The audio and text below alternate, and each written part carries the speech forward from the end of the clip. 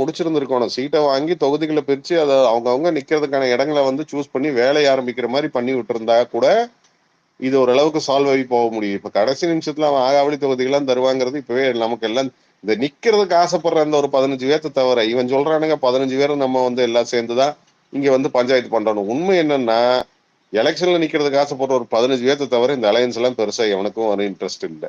கட்சிகள் இருக்கவங்களுக்கே இன்ட்ரெஸ்ட் இல்லை. அந்த நிக்கிறதுக்கு ஆசைப்படுற அந்த 15 பேர் இருக்கானுங்க வேறு அவனுங்களுக்கு கடைசியில வாழைப்பழத்தை எடுத்து அந்த ஆள் வைப்பான். அதுல கொஞ்சம் நல்ல ஆளுகளும் இருக்காங்க, அவங்களுக்கு அது நஷ்டமா போகும். அது மட்டும் உண்மை. நம்ம அஸ்வத்தமஞ்சி இந்த மாதிரி சிலர் நல்லவங்களும் இருக்காங்க அதுக்குள்ள வேலை செய்யறவங்க.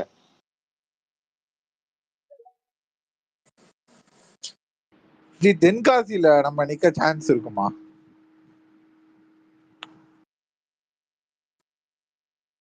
ப்ரோ நான் ஒரு டவுட் கேட்கலாமா ப்ரோ? டிஸ்கஷன் பண்ணுங்கண்ணா. Sorry bro. சொல்லுங்க கேளுங்க.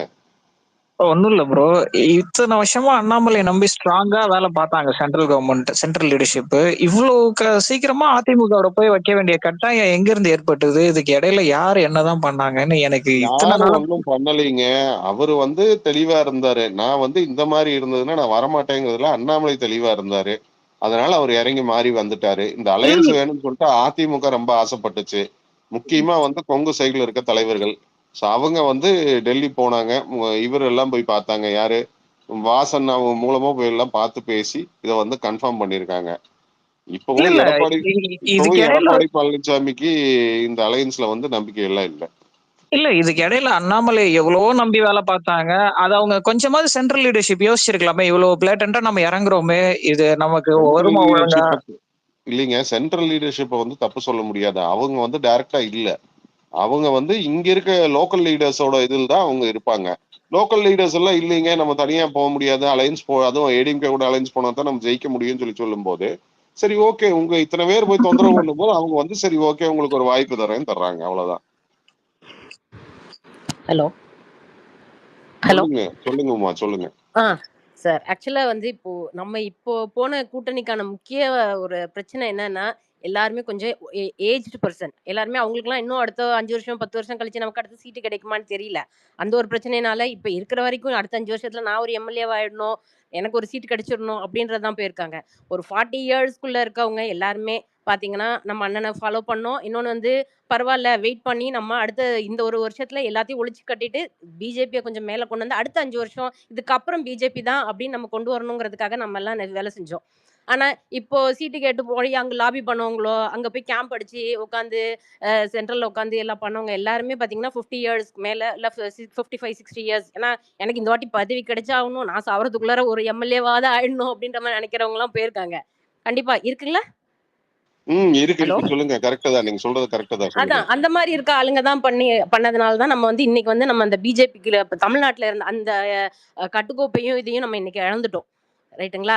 ஸோ எவ்வளோக்கு எவ்வளோ அண்ணன் கொண்டு வந்தாரோ மேல அந்த அந்த விஷயத்த அப்படியே நம்ம அடிச்சு நொறுக்கி ஒன்றும் இல்லாம சல்லி ஆக்கிட்டாங்க அந்த கட்சியை. இன்னைக்கு போய் இதே நம்ம மட்டும் அலையன்ஸ் போகாம நம்ம ஃபாலோ பண்ணி நம்ம அண்ணன் தலைமையிலே போயிருந்து நீங்க சொன்ன மாதிரி மேலிடத்துல பேசி கொஞ்சம் இது பண்ணி லாபி பண்ணி கூட்டணி எல்லாம் முடிச்சுட்டு அதுக்கப்புறம் நீ வேணா வா, ஏடிஎம்கே வேணா வா, வந்தா நான் இவ்வளவு கொடுக்குறேன் நம்ம பண்ணியிருந்தோம்னு வச்சுக்கோங்க, இது வேற விஷயமா வேற மாதிரி போயிருந்திருக்கும் இல்லைங்களா?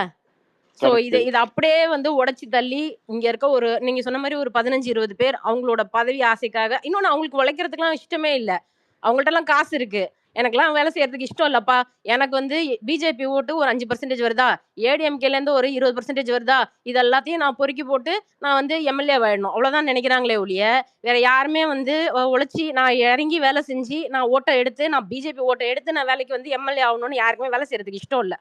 காசு இருக்கு ரைட்டா? இப்போ நம்மள என்ன நினைக்கிறோம்னா நம்ம ஒழிச்சு கட்சியை மேல கொண்டு வரணும் நம்மளும் அதுக்கப்புறமா நமக்கு வேலை செஞ்சு கொண்டு வரணும்னு நினைக்கிறேன். யாருக்குமே அங்க வந்து அவங்க இடம் கொடுக்கல, அதுதான் விஷயமாச்சு. இல்ல இது ஒரு இது கொடுத்துருக்காங்க, ஒரு வாய்ப்பு கொடுத்துருக்காங்க. இந்த வாய்ப்புல இவங்க சொல்ற மாதிரி இவங்க அந்த ஏடிஎம்கே ஓட்டை வாங்கி இவங்க ஜெயிச்சு கட்சியை மேல கொண்டு வந்தா ரைட்டு. கொண்டு வராம மறுபடியும் இருக்க கட்சி இன்னும் கீழே கொண்டு போயிட்டீங்கன்னா நீ அடுத்த தடவையில இருந்து டெல்லிக்கு நீங்க போக கூட முடியாது. அவ்வளவுதான். அதுதான் இவங்க வந்து என்ன நினைச்சிட்டாங்கன்னா, நம்ம வேலையே செய்யாம ஈஸி ஓட்டு வந்து நம்ம வந்து ஏடிஎம்கேல இருந்து கொஞ்சம் ஓட்டு எடுத்துடலாம், நம்ம பிஜேபில இருந்து நமக்கு ஓட்டு வந்துடும், ஸோ ஆட்டோமேட்டிக்கா நமக்கு வந்து வேலையெல்லாம் செய்ய தேவையில்ல, நம்ம எம்எல்ஏ ஆயிடலாம் அப்படின்னு நினைச்சிட்டு அவங்க எல்லாம் போய் நாங்க பிஜேபி ஏடிஎம்கே கூட போனாங்க. அதுதான் விஷயமே. இவங்களுக்குலாம் யாருக்கும் வேலை செய்யறதுக்கு இஷ்டமே கிடையாது. வேலை செய்யணும்னு நினைச்சு கண்டிப்பா பண்ணியிருந்தாங்கன்னா, இறங்கி இந்த ஒரு வருஷம் நம்ம வேலை செஞ்சிருந்தோம்னா பிஜேபி இன்னும் நம்ம தூக்கி இருக்கலாம். நம்ம வந்து நம்மளோட ஓட்டிங் பர்சன்டேஜ் மேல வந்திருக்கும். இன்னொன்னு மத்த அலையன்ஸ் கூட வரப்ப பாத்தீங்கன்னா, நம்ம கண்டிப்பா வந்து நல்ல ஒரு அலையன்ஸ் கொண்டு வந்து நம்ம பண்ணியிருந்திருக்கலாம். ஆனா இது இவங்க பண்ணது எல்லாமே காரணம் வந்து எல்லாரும் நம்ம லோட்டஸை நம்பினதை விட ரெட்டைல் நம்பினவங்க நிறைய பேர் ஆயிட்டாங்க. அதான உண்மையை ஒத்துக்கிறீங்களா? உண்மைதான். அதுதான் இவங்க எல்லாருமே சரி ரெட்டலைக்குன்னு ஒரு ஓட்டு போட்டுருவாங்க எல்லாரும். அதனால வந்து அதாவது இது படிச்சவங்க படிக்காதவங்க அது நான் எம்ஜிஆர் ஓட்டு போட்டேன்ப்பா, நான் ரெட்டலைக்கு ஓட்டு போட்டேன்ப்பான்னு சொல்லி ஏதோ ஊர்ல நாட்டுல இருக்க கிழவிங்க எல்லாம் ஓட்டு போடுவாங்க, அதை வச்சு நம்ம வந்து எம்எல்ஏ ஆயிடுவோம் அப்படின்னு சொல்லி யாருமே லோட்டஸை நம்பல சார். இங்க இருந்த பிஜேபி ஆளுங்கெல்லாம் அவங்க எல்லாம் கொண்டு போய் அதை நம்பி போய் அந்த ஆள் கூட அலையன்ஸ் வச்சாங்க. அதான் விஷயமே. நான் குயிக்கா 2 நிமிஷம் பேசிக்கிறேன். நீங்க சொல்றதா மேடம். ப்ரோ நான் ஏன் வந்து சென்ட்ரல் லீடர்ஷிப் ஆக்சுவலா கொஸ்டின் பண்ணனா, அன்னைக்கு வந்து அமித்ஷா ஜி வந்து அன்னைக்கு ஈவினிங் ஒரு 5 o'clock வரைக்கும் வெயிட் பண்ணி அதை கன்ஃபர்மேஷன் பண்ற அளவுக்கு என்ன இன்டென்ஸ், அதுதான் எனக்கு ஒண்ணுமே புரியல. எனக்கு அது வேற விஷயங்க.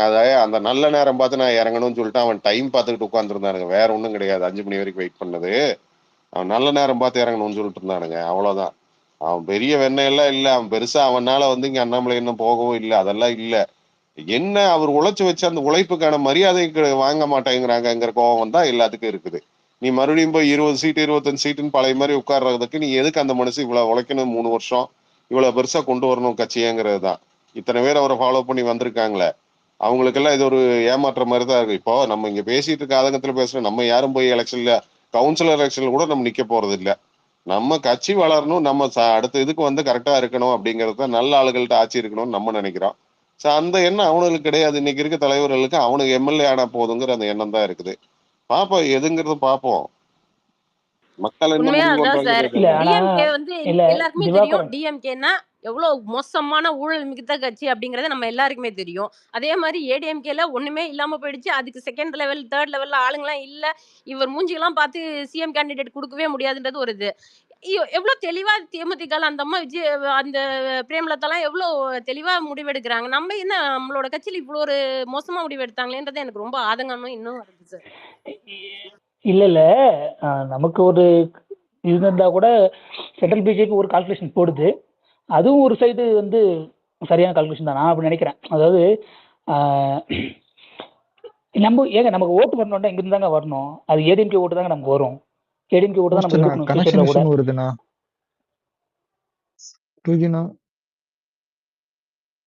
2G இருக்காருன்னே தெரியல. கிளம்பி இருப்பாரு. ஸ்பேஸ் எண்ட் ஆயிரும். வேற ஒண்ணும் இல்ல.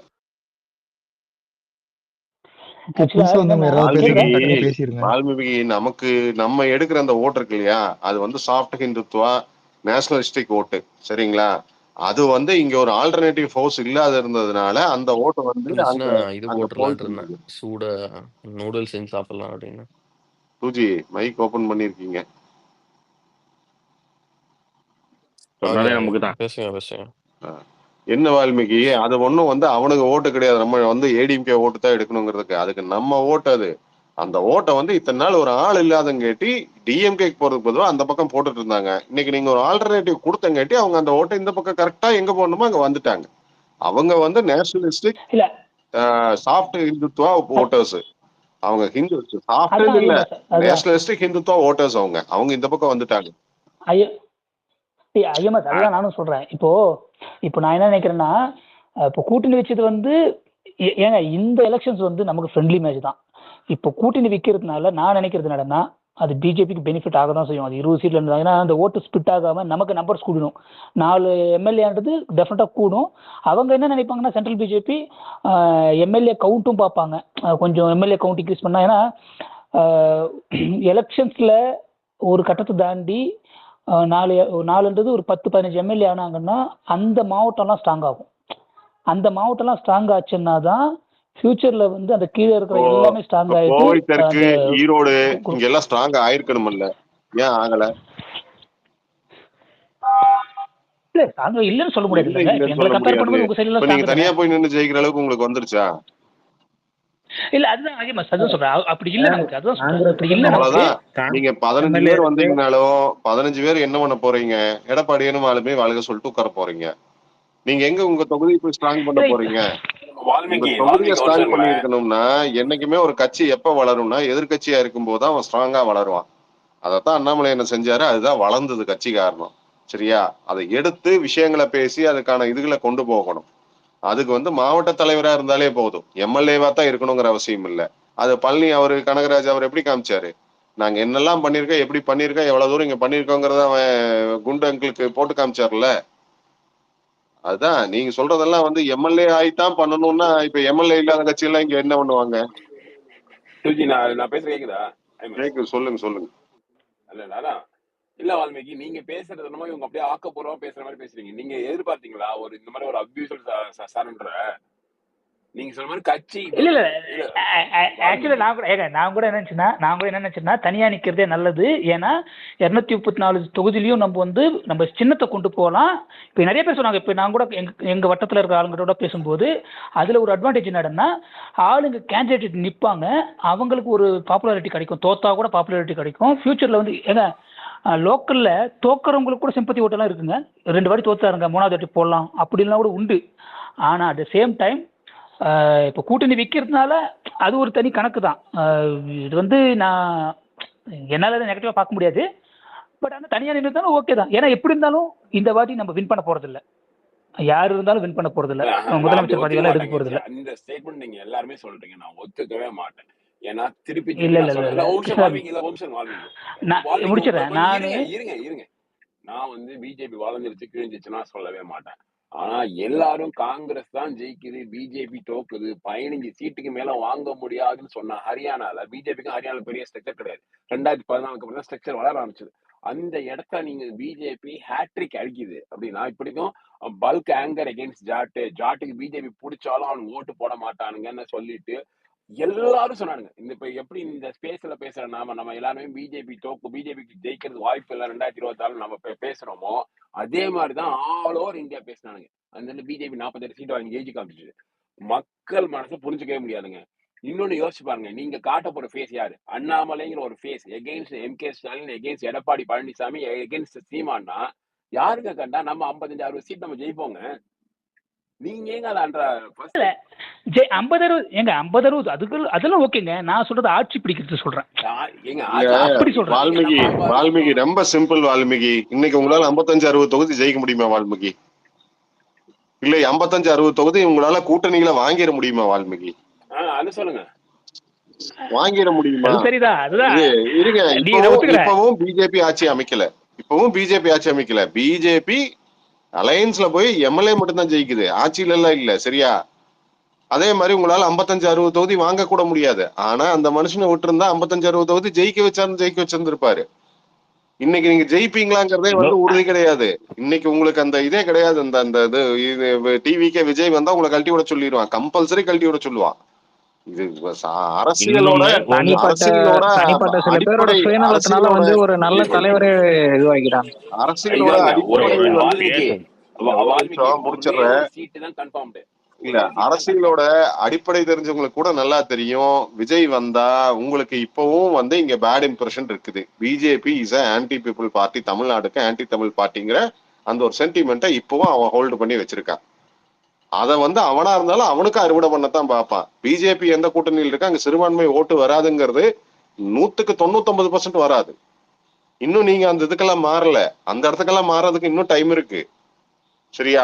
பாதியில அந்த மனுஷன் வந்து ஒர்க் பண்ணி பாதிதான் ஒர்க் பண்ணி வச்சிருந்திருக்காரு. நீங்க இப்ப அவசரப்பட்டு இவனுக்கு இதை பண்ணிருக்கானுங்க, இதனால எது நஷ்டப்பட போறது இவனுக்கு தாங்கிறது நீ வந்து வர இது தெரியும் பாருங்க. கம்பல்சரி விஜய் ஒத்துக்க மாட்டான். பிஜேபியை கழட்டி விட்டுருங்கன்னு தான் சொல்லுவான். ஏன்னா அவனோட பொலிட்டிக்கல் லைஃப் அவன் இன்னைக்கு வந்து ஒரு சிஎம் ஆகணுங்கிற கனவுல வர்றான். பொலிட்டிக்கல் லைஃப் அவன் ரெடி இல்லை இப்ப அடமான வைக்க. நீங்க வந்து கிரவுண்ட் நீங்க மாத்தி வச்சிருந்தீங்கன்னா அவன் தைரியமா பிஜேபி இருக்கட்டுங்க, பிஜேபி என்ன மோசமான பார்ட்டியான்னு கேட்டு வந்துருவான். ஆனா நீங்க பிஜேபிக்கு கிரவுண்ட வந்து நீங்க இன்னும் சரி பண்ணவே இல்லை. இன்னும் வந்து கீழே அந்த கிரவுண்ட் மாறல. அவனுக்கு சிறுபான்மை ஓட்டு மெயின். அவன் அதை விட்டு கொடுக்கறதுக்கு அவன் எந்த காலத்திலும் ஏன்னா அவனுக்கு அது பர்மனன்ட் ஓட்டு. அந்த ஓட்டு அவன் இன்னைக்கு இல்ல நாளைக்கே அவனுக்கு கிடைக்கும். அதை விட்டு கொடுக்க அவன் தயாராக மாட்டான். ரசிகர்கள் ஓட்டு அப்படி கிடையாது. அவன் இந்த தடவை போடுவான், அடுத்த தடவை அவன் போடுவானா இல்லையான்னு தெரியாது. ஆனா சிறுபான்மை ஓட்டுங்கிற இந்த ஓட்டு வந்து மத ஓட்டு வந்து அவனுக்கு கன்ஃபார்மான ஓட்டு. அது இந்த எலெக்ஷன்லயும் கிடைக்கும், அடுத்த எலெக்ஷன்லயும் கிடைக்கும், அதுக்கு அடுத்த எலெக்ஷன்லயும் கிடைக்கும். அதை அவன் மிஸ் பண்ணவே தயாராக மாட்டான். அதுக்கு பதிலாக நீங்க இப்ப என்ன செஞ்சிருக்கீங்கன்னா, உங்களை நம்பி இருக்கிற ஓட்டர்ஸையும் ஹார்ட்கோர் ஓட்டர்ஸையும் இன்னொன்னு இவங்க தான் அதிமுக திமுகவுக்கான அல்டர்னேட்டிவ்னு நம்பி வந்த கூட்டத்தையும் நீங்க மொத்தமா இதோட புதைச்சிட்டீங்க. பிளஸ் இப்ப அது வந்து நம்மளை விட்டு இல்ல முக்கியமா பிளஸ் உங்களை நம்பி வந்த கூட்டணி கட்சிகள் 5-7 கட்சி உங்களை நம்பி வந்துச்சு இல்லையா? பாமகல இருந்து எல்லாரும் அவங்களே இது பண்ணிட்டீங்க, நம்ம குத்திட்டோம். ஆமா, இப்ப என்னன்னா இப்ப நான் தான் சொல்றேன் ஐஎம்எஸ், நான் சொல்லி வச்சிருந்த ஒரு 3 ஃபேமிலி என்னோட ஆபீஸ்லயே இப்ப வந்து நாங்க எதுக்கு போடணும், அண்ணாமலையே இப்படி ஏமாத்திட்டானுங்கிற மைண்ட் செட்டுக்கு வந்துட்டாங்க. நாங்க அதுக்கு பேசாம திமுகவுக்கே போட்டு போடுவோம்ல அப்படிங்கிற மைண்ட் செட்டுக்கு வந்துட்டாங்க. என்ன ஒரே ஒரு அட்வான்டேஜ் நமக்கு இருக்கு தெரியுமா? அந்த மனுஷன் திரும்பி வந்தா வித்தின் இயர் இந்த ஓட்டெல்லாம் திருப்பி எடுத்துருவாரு. அது ஒரே ஒரு அட்வான்டேஜ் மட்டும்தான் நமக்கு இருக்கு. அந்த ஒரு அட்வான்டேஜ் அது மேட்டர் இல்ல. ஆனா இப்ப வர்ற வேகம் வந்து உங்களுக்கு வருமா? தயக்கம் இருக்கும். மறுபடியும் நம்ம நம்பி போனோம்னா மறுபடியும் அது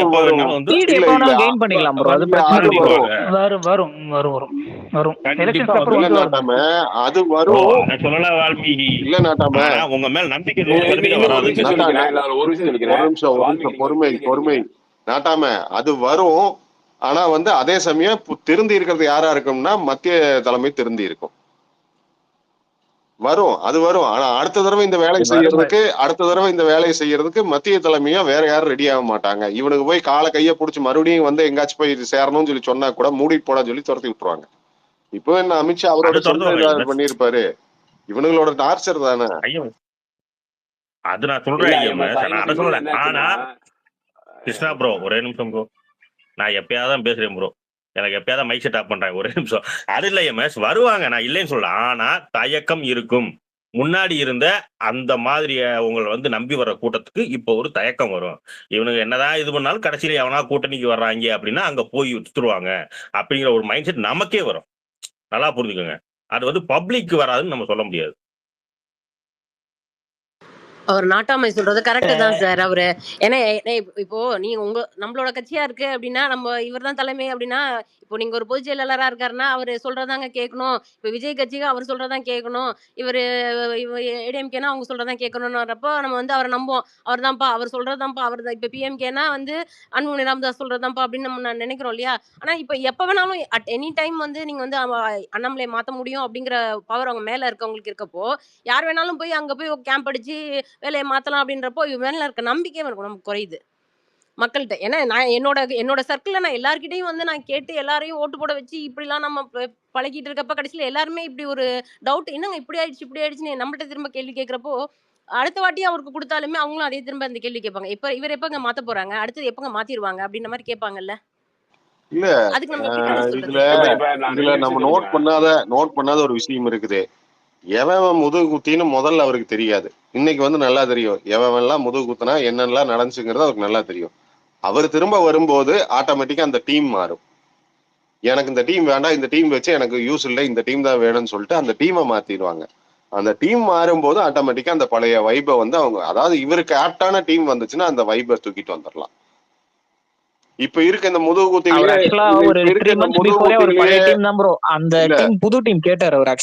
இப்ப இருக்க முதுகு குத்திகளையே அப்படியே வச்சுக்கிட்டு நான் மறுபடியும் கட்சி வளர்த்துறேன்னு வந்தாருன்னா கட்சி வளராது.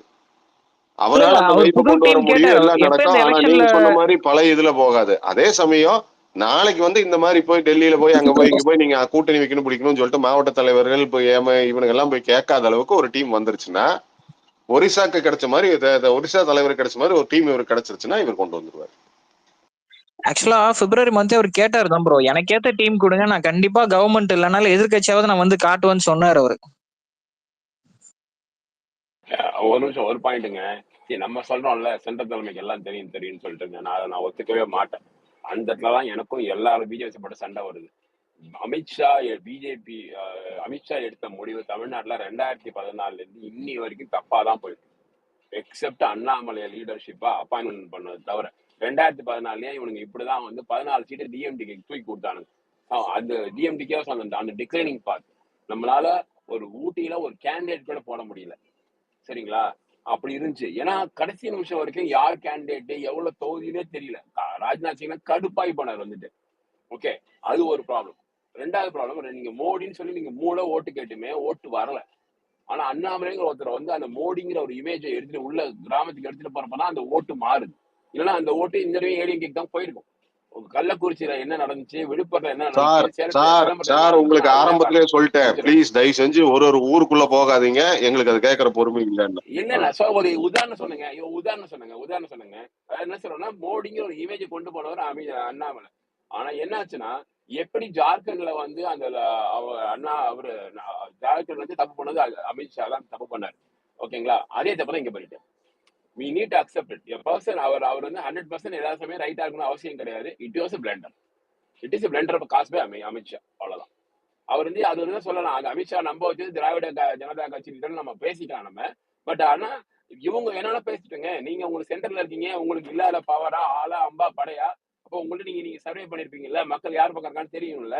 ஏன் 5 மணி போட்டி ஏன் வரக்கூடாது? 5 மணி போட்டி எனக்கு 40 சீட் நான் ஜெயிச்சாலுமே நான் கிங் மேக்கர் இல்ல, நான் கவர்மெண்ட்ல ஒரு பார்ட் இல்ல. ஏன் நீங்க அதை யோசிக்கல? நீங்க யோசிப்பாங்க, 5 மணி போட்டு போயிட்டு நம்ம ஒரு 30 எம்எல்ஏ சீட் ஜெயிக்கிறோம், 40 எம்எல்ஏ சீட் ஜெயிக்கிறோம். சரிங்க, அந்த மாதிரி ஒரு இல்ல சார், ஆப்டிமிசம் நீங்க என்ன போவாங்க. இங்க பாருங்க, என்ன இது பண்ணனாலும் மாநில கட்சியோட இருக்கவங்க மாநிலத்தில் இருக்கவங்களோட ஒரு இது சஜஷன் எடுத்து அதுக்கேற்ற மாதிரி தான் பண்ணுவாங்க. சரியா? நீங்க நினைக்கிற மாதிரி அவர் அங்கிருந்து முடிவு பண்ண மாதிரி இருந்துச்சுன்னா அவர் இங்க வந்து ஃபுல்லா எல்லாம் பார்க்கணும்.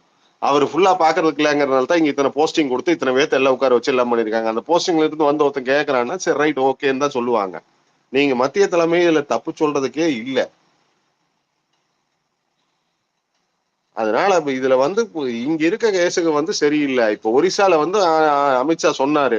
ஆனா ஒரிசால இருக்க தலைமை என்ன பண்ணுச்சு?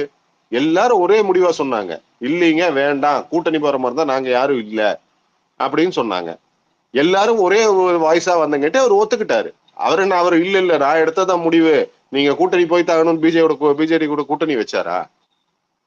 இல்ல அங்க ஒத்துக்கிட்டாருல. அது என்ன ரீசன்னா அங்க இருக்க மத்த எல்லாரும் வந்து தலைவர்கள் வந்து அவருங்க வந்து ஒரு இதான் நின்னாங்க. இங்க அப்படி இல்ல. அதுக்கு என்ன பண்ண முடியும்? இங்க அது எப்ப வரணும்னா அவர் கையில ஃபுல் அண்ட் ஃபுல் கொடுத்து அவர் எல்லாமே அவரோட இதுல வரணும். ஆளுகள் இருந்து எல்லாமே மாவட்ட தலைவர்ல இருந்து பொறுப்பாளர்ல இருந்து எல்லாம் அவரோட இதுக்கு கீழே அவர் பேச்சுக்கு இதாகி போற மாதிரி ஆளுகளை கொண்டு வந்தா தான் நீங்க அந்த இது நடக்கும். நாளைக்கு அங்க மத்தியில போய் நான் வந்து இங்க வந்து செயலாளருங்க, நான் வர்றேன், நான் வந்து பேசுறேன், நான் மாவட்ட தலைவருங்க, நான் வந்து சொல்றேன்னு சொல்லி இந்த இதெல்லாம் பேசக்கூடாது. இந்த தடவை இதெல்லாம் நடந்தது. அதனால அவங்க பேச்சு அவருக்கு கட்சிக்காரங்க ஒரு ஆள் பேச்சு மட்டும் அவர் கேட்க முடியாதுல்ல. அண்ணாமலைக்கு அவர் என்ன இம்பார்ட்டன்ஸ் கொடுக்குறாரோ அதே இது மத்தவங்களுக்கு அவர் கொடுத்துதான் ஆகணும். கொடுத்துருக்காரு, பார்ப்போம். ஃபெயிலியர் ஆச்சுன்னா அடுத்த தடவை கேட்பார்ல. போன தடவை நீங்க எல்லாம் வந்து சொன்னீங்க, எல்லாம் பண்ணீங்க, பிரிச்சிங்க புடிச்சிங்க, என்னென்னமோ பண்ணீங்க, கடைசியில ஏன்னா ரிசல்ட் கொடுத்தீங்கன்னு கேட்பார்ல ஃபெயிலியர் ஆகும் போது. பார்ப்போம்.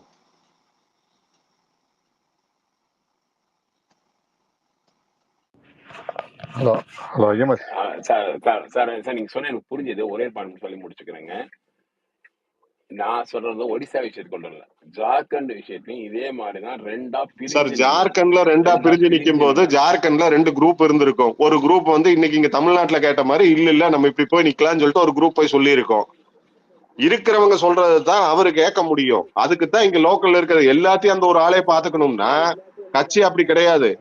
எல்லாரும் இருக்காங்க, எல்லாரும் சொல்றதை கேட்கத்தான் செய்வாங்க. பார்லிமெண்டரி போர்ட்ல 10 பேர் வந்து ஒரு மாதிரி சொல்லும்போது அதைத்தான் கேட்பாங்க. இப்ப இங்க இருக்கவனால எப்படி சொல்லும்போது அவர் என்ன பண்ணுவாரு? நம்ம அவரை குத்தம் சொல்லி பிரயோஜனம் இல்லைங்கிறத நான் சொல்றேன் நானு. ஓகே சார், நான் குத்தம் சொல்லலாம். இல்லை ஐஎம்எஸ், என்னோட கருத்து ஒன்றே ஒன்று தான், அதை மட்டும் சொல்லிடுறேன். இல்லை நீங்கள் வந்து மத்திய தலைமையில் எல்லாத்தையும் விட்டுருங்க. இங்கே இருக்கிற பிஜேபி ஆளுங்க இப்போ எல்லாம் போய் டெல்லியில் போய் உட்காந்து சொன்னாங்கல்ல, இல்லை கூட்டணி வைக்கணும், ஏடிஎம்கே கூட்டணி வைக்கணும், எல்லாம் பண்ணோன்ட்டு. 2000 19 24 தேர்தல் வரைக்கும், 2017 அதாவது ஏடிஎம்கே காப்பாற்றினதுலேருந்து இது 2024 எலெக்ஷன் வரைக்கும் ஒரு ஸ்கீம், மோடி ஸ்கீமை ஏடிஎம்கே ப்ரொமோட் பண்ணிச்சா? நம்ம அலையன்ஸ்ல தான் இருந்தாங்க, ஒரு ஸ்கீம் ப்ரொமோட் பண்ணிச்சா? அப்புறம் எப்படி போய் அவரை நம்பி நீங்க வந்து நாங்க வந்து இன்னைக்கு இவனுங்க ஸ்டிக்கர் ஓட்டினத அன்னைக்கு அவனுக்கு ஸ்டிக்கர் ஒட்டிக்கிட்டானுங்க. மெடிக்கல் காலேஜ் மோடியோட ஸ்கீம் தான், அதை வந்து நாங்க கொண்டு வந்தோம் சொல்லி அவனுக்கு ஸ்டிக்கர் ஒட்டிக்கிட்டானுங்க. அதான் எம்எஸ் நான் சொல்றேன். இப்படிப்பட்ட பிஜேபி தலைவர் ஒரு 5 வருஷத்துக்கு முன்னாடி நடந்தது கூட அவங்களால சொல்ல முடியல, ஞாபகம் வச்சுக்க முடியலன்னா, அவங்க எப்படி வந்து கட்சிய வந்து ஒரு 10 வருஷம் பிளான் வச்சிருப்பாங்கன்னு தான் நான் கேட்கிறேன். வேற ஒண்ணும் இல்ல.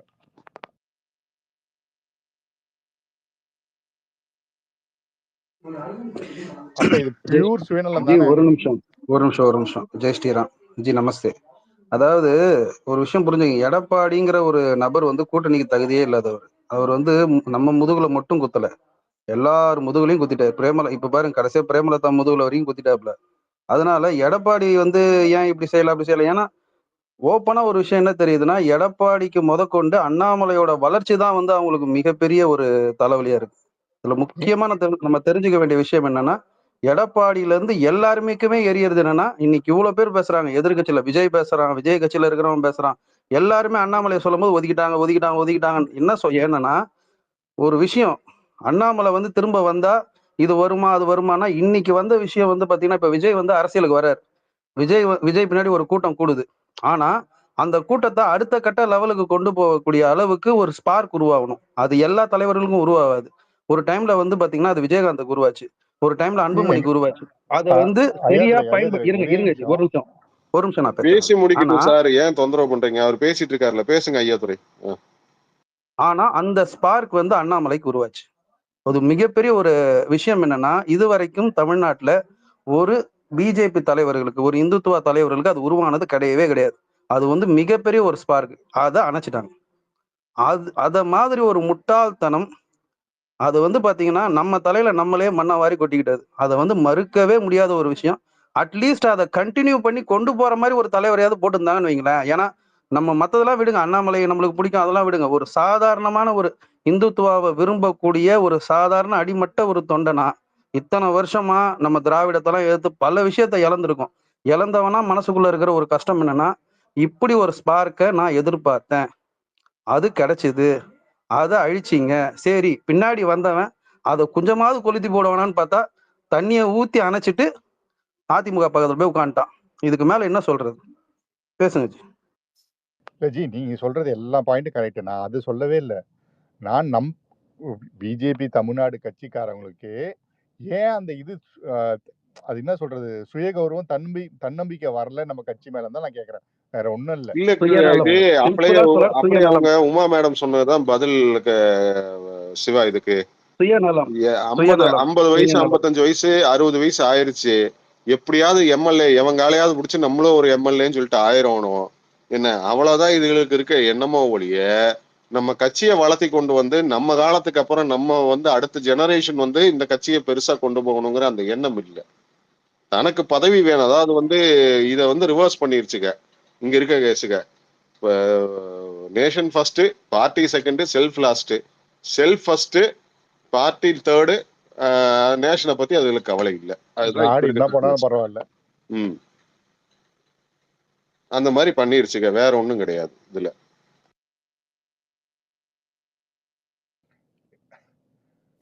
இவங்க எல்லாம் பண்ணதுக்கு நம்ம ஒரு பெரிய வேலை தான் கொடுத்துருக்கோம் அடுத்த 5 வருஷத்தை. நமக்கு நாலு பேர் 5 பேரு எம்எல்ஏ ஆகி ஒரே இல்ல 4-5 பேர் எம்எல்ஏ ஆகி கூட நீ தொகுதியில உருப்படியா உனக்கான இதை வந்து நீ பலப்படுத்தலைனாலும் பரவாயில்ல, நீ இருக்க மாவட்டத்துல நீ ஒரு புண்ணாக்கும் ஆக மாட்ட. வெறும் எம்எல்ஏ ஆகி என்ன செய்ய போற? நீ ஒன்னாலே பிரயோஜனம் இல்ல, ஒன்னால எம்எல்ஏ ஆகி எந்த பிரயோஜனமும் இல்லை. அப்ப எதுக்கு நீ எம்எல்ஏ ஆகணும்? சார் இது வந்து எம்எல்ஏ அப்படிங்கிறப்போ அதுக்கு கிடைக்கிற ஹிடன் பெனிஃபிட்ஸ் நிறைய இருக்கு சார். நீங்க அதெல்லாம் தான் அவங்க அனுபவிக்கணும்னு நினைக்கிறாங்க. இல்லைங்க நீங்க வேற கட்சியில இருந்தா கூட இருக்கும். ஆனா அது எம்எல்ஏ தண்ட பதவிங்க. அது ஆளுங்கட்சியா இருந்தா தாங்க ஓரளவுக்கு பரவாயில்ல. மத்தபடி எல்லாம் சும்மா எம்எல்ஏ எல்லாம் வேஸ்ட். என்ன வால்மீகி தமிழ்நாட்டுல எம்எல்ஏவா இருந்தாலே இருக்கு வால்மீகி. அதெல்லாம் ஹிடன் பெனிஃபிட்ஸ் இருக்கு. அதை வச்சுதானே அவங்க வர கேக்குறாங்க. இனி எனக்கு வந்து எம்எல்ஏவா இருந்தா அடுத்த 5 வருஷத்துல என்னால எவ்வளவு முடியுமோ அவ்வளோ என்னால நான் சம்பாரிச்சுக்கணும் அப்படின்றது. இது நம்ம பார்ட்டில வந்து இந்த மாதிரி நான் யோசிக்கவே இல்லை. நான் இந்த மாதிரி நம்ம தாமரையில இருக்கோம் அப்படின்னா. உமா மேடம் நீங்க சொல்றது ரைட்டு, ஆனா ஜெயிக்கணும்ல. இப்ப நீங்க வந்து இப்ப 20 தொகுதி நின்னீங்க, உங்களுக்கு 20ல ஒரு 10 தொகுதி நீங்க ஜெயிச்சிருந்தீங்கன்னு வச்சுங்கன்னா, ஆஹா கரெக்ட், ஏடிஎம்கே நம்மளுக்கு ஓட்டு போடுவான், நம்மளுக்கு எம்எல்ஏ ஆகலான்னு பார்க்கலாம். அவன் 20க்கு 4 ஜெயிச்சான். அந்த 4ல 2 அவங்களோட சொந்த பலம். இல்ல சார், இப்போ நான் இப்போ ஏன் அலையன்ஸ் போகணும்னு சொல்லி விரும்பினேன், கை தூக்குன அந்த முதல்ல இருக்க அந்த 20 பேருக்கும் யாருக்கு அந்த மெயின் தலைங்க எல்லாம் இருக்காங்கல்ல, அவங்களுக்கு எம்எல்ஏக்கான சீட்டு வேணும். அவ்வளவுதான் விஷயம். வேற ஒண்ணும் கிடையாது. யாரோ ஒருத்தவங்க சீட்டு கொடுப்பாங்க. அத சொல்லுங்க, சீட்டு தான் வேணும், ஜெயிக்க முடியாது அவங்களால. அவங்களுக்கு இல்ல சார், அவங்க வந்து வேலையும் செய்யறதுக்கு தயாரா இல்ல, கட்சியை மேல எடுத்துட்டு வரணும்னு இல்ல, ஒரு கொள்கை இல்ல, கோட்பாடு இல்ல, அடுத்த ஜெனரேஷனை பத்தின ஒரு எண்ணம் துளி கூட இல்ல, நல்ல நல்ல எண்ணங்கள் இல்லை. ஏன்னா வந்து இப்போ டிஎம்கே இருக்க வரைக்கும் பாருங்க, இந்த 5 வருஷத்துல நாடு அப்படி எவ்வளவு சாராயத்தால சுக்குநூறா போயிட்டு இருக்கு. அதெல்லாம் பார்த்தா எனக்கு கண்ணீர் தான் வருது, பிள்ளைங்கள் எல்லாம் பாக்குறப்போ ஒரு மதரா. ரைட்டுங்களா? இப்போ வந்து பாத்தீங்கன்னா இந்த மாதிரி ஒரு நேரத்துல நமக்கு அதுவும் இது நமக்கு நல்லா வளர வேண்டிய இந்த 26ல எல்லாம் பாத்தீங்கன்னா இன்னும் நல்லா டெவலப் ஆக வேண்டிய அவங்க எல்லாம் வந்து அவங்கள பத்தின ஒரு நல்ல நெகட்டிவ் மக்கள்கிட்ட இருக்கிற டயத்துல போய் நம்ம ஏன் நம்மள கீழ்த்தரமாக்கிக்கிட்டோம் அப்படின்றது எனக்கு இன்னுமே ஒரு பெரிய ஆதங்கம் இருக்கு. வால்மீகி எம்எல்ஏ எதிர்கட்சியா இருந்தா இந்த கட்சியா இருந்தாலும் என்ன, பென்ஷன் லைஃப் லாங் இருக்கு வால்மீகி. அந்த சின்ன சின்ன சில்லற பெனிஃபிட்டுக்கு தானே ஆசைப்படுறது. இன்னொன்னு பதவின்றது ஒரு மோகம் தானே. நான் எம்எல்ஏ, எனக்கு கீழே 4 ஆளு, நான் ஒரு எக்ஸ்எம்எல்ஏவா இருந்தேன், அடுத்த ஒரு 5 வருஷம் கழிச்சு சொல்லிக்கலாம் நான் எக்ஸ்எம்எல்ஏப்பா, அப்பயே அப்படி இருந்தேன் இப்படி இருந்தேன்னு சொல்லிக்கலாம்ல. அது ஒரு விஷயம் தானே அவங்களுக்கு. ஆனா உமா மேடம், இப்ப என்ன ஆகும்னா, நீங்க ப்ராக்டிகலா யோசிங்களேன், இப்ப இந்த எலெக்ஷன் வருது, ஜெயிக்குது தோக்குறதுலாம் விட்டுடுங்க. நீங்க அடுத்த 2031 எலெக்ஷன்ல நீ அதிகாரப்பூர்வமா பிஜேபி ஒரு முதலமைச்சர் கேண்டிடேட் போட்டு நிக்கிற வரைக்கும் நம்மளால நம்ம பிஜேபி ஆட்சி வந்தா அதை மாத்திரும் சொல்லவே முடியாது. நீங்க எதாவது சொன்னாலும் நீங்க என்னடா இப்ப பேசுவீங்க, அப்புறம் அதிமுக திமுக கூட்டு நிக்க போறீங்க, அவனுக்கு இப்பயே கேட்பானுங்க. ஜெயிச்சு முடிச்சதுக்கு அப்புறமா, தோத்து முடிச்சதுக்கு அப்புறமா திமுக என்ன கேட்பானுங்க, உங்களால சொல்ல முடியுமாடா உங்க கட்சி கூட கூட்டணி வைக்கான்னு சொல்ல முடியுமாடா, நீங்க தான் வச்சிருக்கீங்களா, சாணக்கியா ஒருத்தர் வச்சிருக்கீங்கல்ல, அவர் வந்து எங்க கூட கூட்டணி வைப்பாரு, உங்களுக்கு தெரியுமா, உங்களை பேசிட்டு இருக்காங்க அப்படின்னு சொல்லுவாங்க. நம்ம வந்து என்ன ஆச்சுன்னா 6 வருஷம் இந்த ஒரு தவறான முடிவுனால 6 வருஷம் பிஜேபி சப்போர்ட்டர்ஸ் யாரும் எதுவுமே பேச முடியாது. அததான் சார் நானும் சொல்றேன், இது ஒரு பெரிய இழப்புன்னு தான் சொல்றேன். அந்த அடுத்த வர 6 வருஷமுமே மிகப்பெரிய இழப்பு. நம்ம பெரிய விலை கொடுத்துட்டோம், இந்த கூட்டணியை வச்சு நம்ம ஒரு பெரிய விலை கொடுத்துட்டோம் நம்ம கட்சிக்கு. அதுதான் என்னால வந்து ஆமா. இப்ப சில பேர் என்ன சொல்லுவாங்க தெரியுமா, 2029க்காக தான் பிஜேபி வந்து கூட்டணி வச்சுருப்பாங்க. அவங்களுக்கு தெரியாதா 2029 மீறி போனா காங்கிரஸ் ஒரு 5-6 எம்பிஸ் ஜெயிக்கும், எக்ஸ்ட்ராவா ஜெயிச்சா அவ்வளவுதானே. அதுக்காக வேலை கொடுப்பாங்களா? ஏதோ நடந்துச்சு மேடம். ஆனா 6 வருஷம் நம்மள சைலண்ட் பண்ணிட்டாங்க. 29ல எடப்பாடி பிஜேபி கூட கூட்டணி வைப்பான்னு உறுதியா எல்லாரும் சொல்ல முடியுமா? அதெல்லாம் சொல்லவே முடியாது. அதான் அமித்ஷா அதான் சொல்றேன். அதனால நான் சொல்ல வரேன், Amit Shah as a strategist is failure in Tamil Nadu. நீங்க அது என்ன வேணா எடுத்துக்கோங்க. நீங்க இங்க இருந்து ரிப்போர்ட் இல்ல ஒரே ஒரு நிமிஷம் நீங்க சொல்றீங்க அமித்ஷா இப்போ இன்னொரு 5 தொகுதி வாங்கிட்டு வந்தோம் சார். ஒரு நிமிஷம் ஒரே ஒரு நிமிஷம். அதாவது இன்னொரு ஒருத்தர் பேசினார், அமித்ஷாவை சொல்லாதீங்க. 100% உண்மை. நல்ல ஒரு விஷயம் புரிஞ்சுங்க. தேசிய தலைமையால இங்க வந்து ஏன்னா கிட்டத்தட்ட அண்ணாமலைக்காக தேசிய தலைமை ரொம்ப வந்து பாத்தீங்கன்னா சப்போர்ட் பண்ணுச்சு. நம்ம வந்து அண்ணாமலைக்கு வந்து தேசிய தலைமை சப்போர்ட் பண்ணதெல்லாம் சாதாரண விஷயம் இல்லை. ஏன்னா எந்த அளவுக்கு இங்க இருக்கிற தலைவர்கள் அண்ணாமலைக்கு அகேன்ஸ்டா பாலிடிக்ஸ் பண்ணாங்க அப்படின்னு எல்லாருக்குமே தெரியும். ஆனா அத்தனையும் எதிர்த்து எந்த அளவுக்கு வந்து மோடியும் அமித்ஷாவும் அண்ணாமலைக்கு சப்போர்ட் பண்ணாங்கன்னு தெரியும். அது நான் மறந்துடக்கூடாது நம்ம. ஆனா ஒரு நிமிஷம் ஒரு நிமிஷம் நான் பேசுறேன். ஒரு நிமிஷம் இருங்க, நான் பேசி முடிச்சிடறேன். 5 minutes நீங்க அதுக்கப்புறம் பேசுங்க. அதான் சொல்றேன். 26 கிருஷ்ணசாமி சார் வார்த்தைக்கு வார்த்தை நீங்களே பதில் சொல்லணும்னு நினைக்காதீங்க. கொஞ்சம் வெயிட் பண்ணுங்க, அவர் பேசி முடிச்சுட்டு அதுக்கப்புறம் நீங்க பேசுங்க. உங்களுக்கான டைம் கொடுக்குறாங்கல்ல, மத்தவங்களுக்கு அந்த டைம் கொடுங்க. அதாவது அமித்ஷாவும் மோடியும் மிக பெரும் அளவுல வந்து அண்ணாமலைக்கு சப்போர்ட் பண்ணாங்க. அதாவது பல தலைவர்கள் வந்து அண்ணாமலையை எதிர்த்த போது அமித்ஷா ஃபுல்லா சப்போர்ட் பண்ணாரு. அதுல எந்த மாற்று கருத்தும் இல்லை. ஆனா ஒருத்தர் 2 பேர் இல்ல, எல்லாருமே அண்ணாமலைக்கு அகேன்ஸ்டா நின்னாங்க. ஏன்னா நான் ஆடிட்டர் குருமூர்த்தி கொண்டு நல்லா புரிஞ்சுக்கணும். ஏன்னா கட்சியில இருக்கிறவங்க மட்டும் இல்ல, சுத்தி இருக்கிறவங்கல இருந்து எல்லாருமே வந்து இந்த கூட்டணி வேணும்ன்றத பண்ணும்போது தேசிய தலைமையால என்ன பண்ண முடியும்? நீங்க அந்த விஷயத்துல யோசிச்சு போகணும். தேசிய தலைமை அவங்க தனிப்பட்ட முறையில ஒருத்தரை வச்சு கட்சி நடத்த முடியாது. புரியுதுங்களா?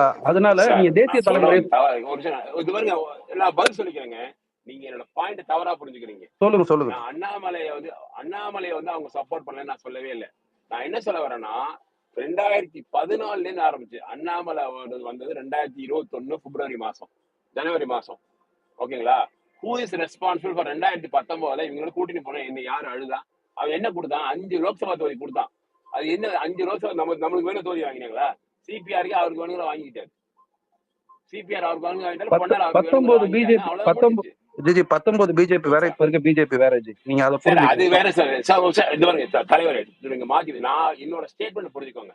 என்னோட statement, when BJP was able to win across India, why not in Tamil Nadu? 2019 Annamalai கிடையாது.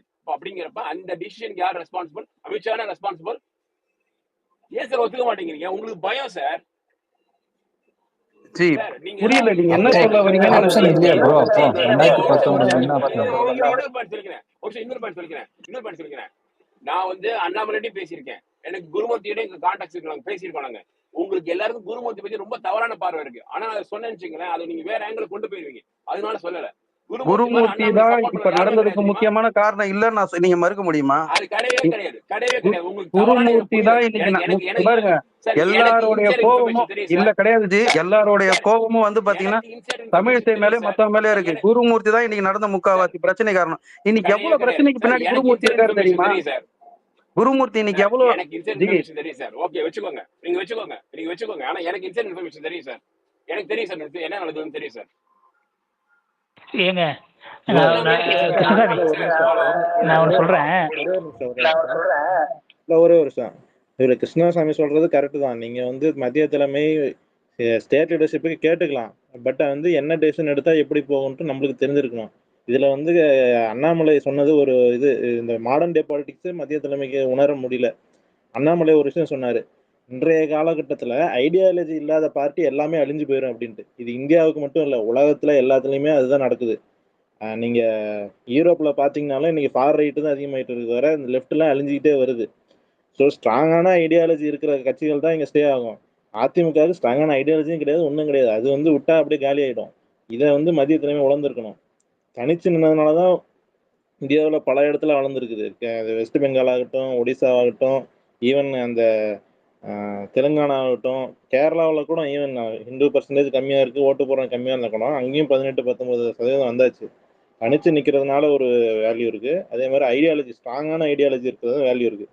இந்தியா முழுக்கவுமே இந்த 2024 எலெக்ஷனில் பார்த்தீங்கன்னா ஐடியாலஜி இல்லாத கட்சிகள் எல்லாமே சரிஞ்சிருக்கு. தமிழ்நாட்டில் மட்டும் சீமான் மட்டும் அவனுக்கு ஏடிஎம்கேக்கு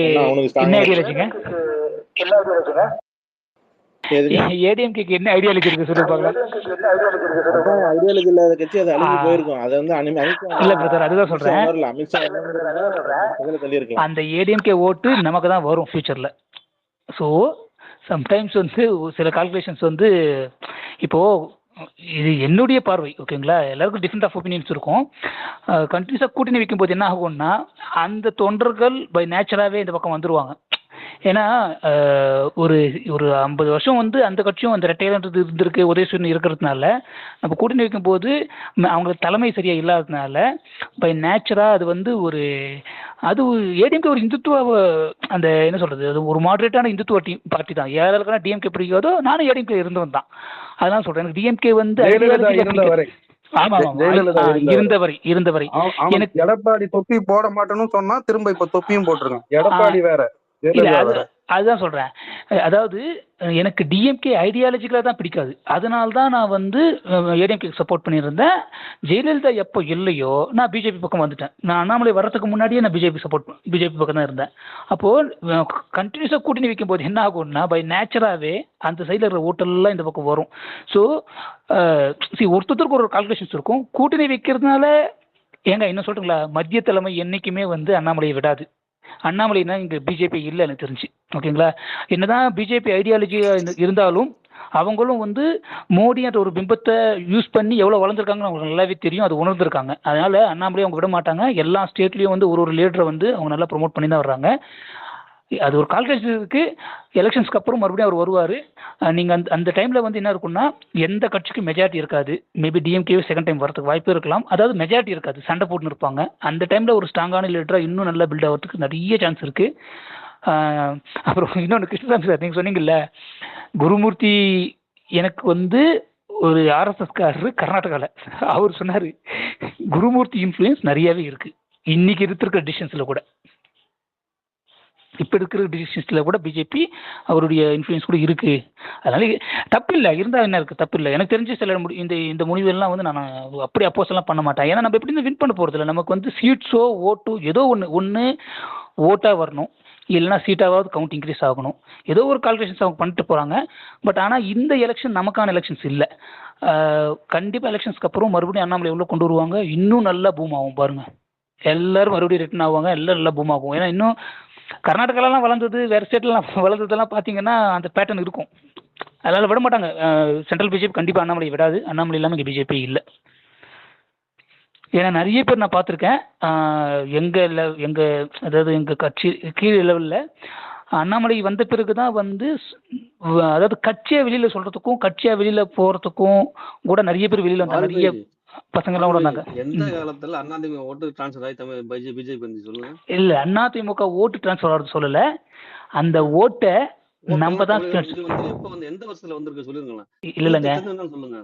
இல்ல நான் சொல்றது 99 நீங்க சொல்லுங்க. அந்த இந்து ஓட்டுங்கிறது பிஜேபிங்கிற ஓட்டு தான். ஜெயலலிதா ஓட்டுல ஒரு மயிரும் கிடையாது. ஜெயலலிதா ஒரு இதுவும் கிடையாது. அப்படி சொல்லல. ஜெயலலிதா எப்படி 98ல பிஜேபி தான் ஜெயிச்சா. அதே 99 மறுபடியும் நம்ம தான் ஜெயிச்சோம். பிஜேபி தான் ஜெயிச்சிச்சு, கூட தான் ஜெயிச்சிச்சு. இல்ல நான் ஒரு கூட்டணியில ஏடிஎம்கே எல்லாம் இப்ப நீங்க பிராண்ட் பண்ணாதீங்க. நீங்க வேணா உங்க தாய் கழகத்துல வேணா போய் சேர்ந்துங்க. இல்லங்க அப்படி சொல்லலங்க, நான் வந்து ஓட்டு டிரான்ஸ்ஃபர் ஆகுது சொல்லல. 19 எடப்பாடி ஆட்சியில தானே இருந்தான். இல்ல கேளுங்க, நானு ஓட்டு டிரான்ஸ்ஃபர் ஆகுது சொல்லலங்க. இல்ல அப்படி இல்ல, நீ புரியுது, ஓட்டு டிரான்ஸ்ஃபர் ஆகுது சொல்லல. யாருமே எதிர்த்து பேசல. நீங்க பாட்டு ஆத்திட்டே இருந்தா என்ன செய்யுது?